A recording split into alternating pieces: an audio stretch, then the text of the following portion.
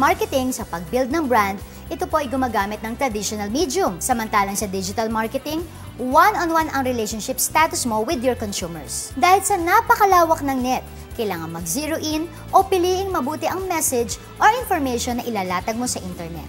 Branded utility. Ito raw ang bagong trend sa digital marketing. Hindi uso ang hard selling sa campaign na ito.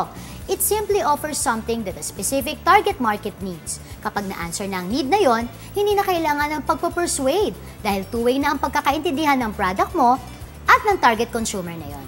For example, maraming gustong makamit ang healthy living.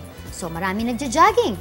Tapos meron kang gustong i-market na shoe product at gusto mong sakupin ang market ng mga nagja-jogging. Paano mo ngayon ipoposition ang brand? Dapat in such a way na ipakita mo na ang shoe product is a must-have for the serious jogger. Nang sa gayon, ang relationship natin ay two-way.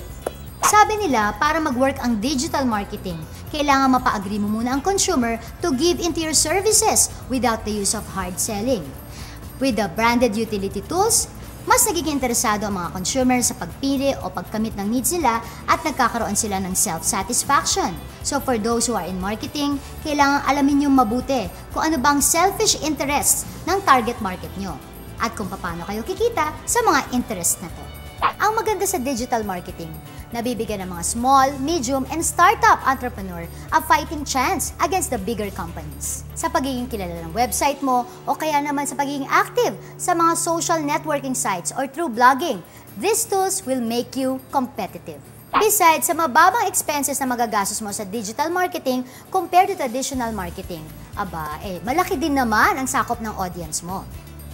Slowly naglilitawan na mga digital stores na nakapaloob sa isang website. Madaling gumawa ng website. Diskarte lang ang paraan para maging well-known ang product or service mo. So huwag kalilimutan ang paggamit ng brand utility sa ating mga consumers at kung paano mo maibibigay ang gusto nila at the same time, ang balik sa'yo ay... This is Sunny Torres of Global Got Sparks. Kung kaya ko, kaya nyo rin. Kaya Alice, magbabalik ang Go Negosyo, kaya mo. When business pops in your head, Kettle Corn na. Be a dealer now.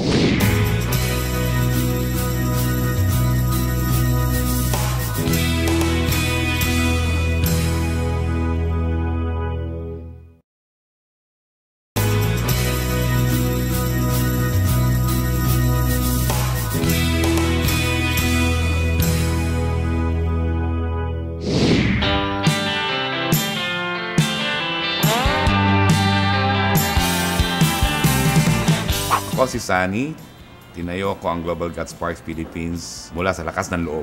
Paano nangyari yon? Ikikwento ko sa inyo. Nag-start kami as a training company. Siyempre, mas maliit ang puhunan kasi it's a training company. It's mostly a tie-up from speakers, tapos ibang mga gumagawa ng mga training programs. Dati kami yung nagko-convert yung mga non-productive na banks and telcos. Dinidesign na namin sila nung parang tinatawag naming sales management process. So we converted the branches into business centers. Yung na-train namin ng mga sales force, kasi dun kami malakas, yung sales force na yon nagkaroon ng mga sales convention. Yung sales convention, nagkaroon siya ng parang mga team building. We design training programs for team building, leadership, at saka yung mga sales acceleration workshop. Realizing the need for more team building facilities because we travel a lot. No? Actually, madalas kami pumunta sa States, Australia, as a nature of yung trabaho namin. So nakita ko meron silang mga team building facilities. But in fact, nagulat nga ako, most of them are inside a university. No? Dito sa atin, hindi naman walang buy-in yung university. So tina-tie up namin to sa mga resorts. Since nakabook sila doon, so yung resort, wala kang minsan, may maraming resort maganda, pero wala kang magawa. No? So gumawa kayo ng mga high ropes, nakita nyo mga zip lines, ni-research namin pati yung mga ibang mga klaseng games, like yung mga, minsan in sila ngayon, yung Survivor, gagawa kami, design kami ng Survivor, Amazing Racetrack. Pero meron kaming bagong dinesign ba yung Search for the Lost Treasures of Yamashita. It's a treasure hunting game. No? Yun, karamihan doon, within the area lang. So, nagkaroon din ng paintball kasi merang sa team building na ang kailangan mo yung sales acceleration, the best ang war games, no?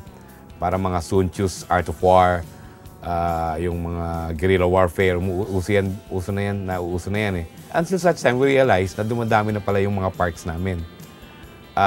Like for example, yung Splash Island, kino-convert namin slowly yan into a team building facility. Tapos yung mga eco park naman, since yung mga CSR dito ginagawa, after tree planting, wala silang magawa.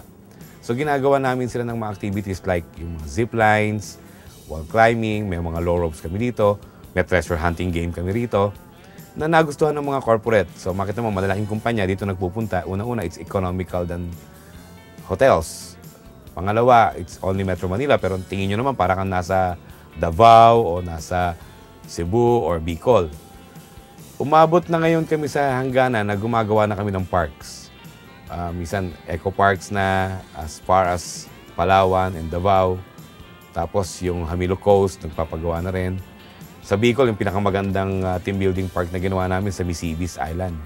So that's an adventure island. Soon, makikita mo yan. Siguro within the year, pinopromote na. We found it challenging. Karamihan ng mga parks na minsan hindi kumikita o umaano, tinatawag kami. Sana create something dito sa park namin o dito sa hotel namin. So kaya dito mo nakakalat kami. Pero we've been selective din. Kung nakita namin yung park na medyo mahirap talagang i-develop, no? Lalo na yung management, dapat may buy-in sa management yan. Minsan yon sinasabi naman namin sa kanila, totoo. Pero kung talagang it's worth exploring the area, kahit ibigyan mo ako ng gubat, mapapaganda yan. Marami ngayon demand, mga hotels, halos lahat. Magtawag yan, Sunny, can you build one for us? So, pwede naman makipag-tie up. Kung wala silang puhunan ngayon, since nakaipon kami ng kaunti, we can build parks for them.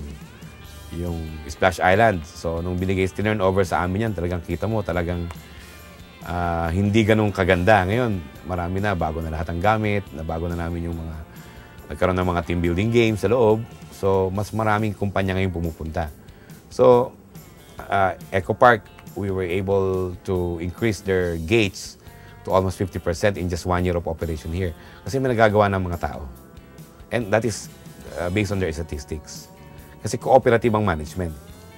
Diba? So, nakikinig sila kung ano yung maganda. So, yun lang ang maganda sa ganito. At saka, you give back something dun sa environment. Na ang gagawin mo din, walang emission ng mga tinatawag nilang mga gasolina o yung sa... Titignan mo talagang environment na walang makina. Takot tayo nung wala tayo ibabayad ng 1530. That's my worst fear. So sabi, kailangan ko dito guts.